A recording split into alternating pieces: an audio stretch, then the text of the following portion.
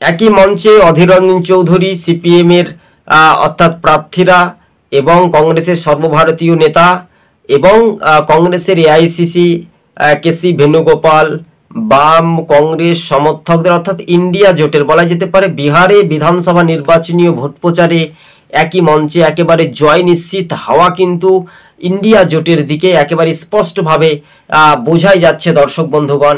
তবে আপনারা যে যেখানে দেখতে পাচ্ছেন অবশ্যই আমাদের চ্যানেলটিকে একটু ফলো করবেন, কারণ নিশ্চিন্তে বুঝতেই পারছেন যে বিহারে এবার কিন্তু একটা পরিবর্তনের হাওয়া আসছে। তাই সবুজবঙ্গ নিউজ চ্যানেলটি ভিডিওটি স্কিপ না করে প্রথম থেকে শেষ পর্যন্ত দেখবেন। চ্যানেলে নতুন হলে খুবই সংক্ষেপে আমরা বলছি, বিহারে কিন্তু এবার পরিবর্তন, অর্থাৎ নীতিশ কুমারের সরকারকে গুড বাই জানিয়ে এবার কংগ্রেসের মহাজোট, এই জোট গঠবন্ধী মানে সরকার একটা প্রতিষ্ঠিত হতে পারে বিহারে।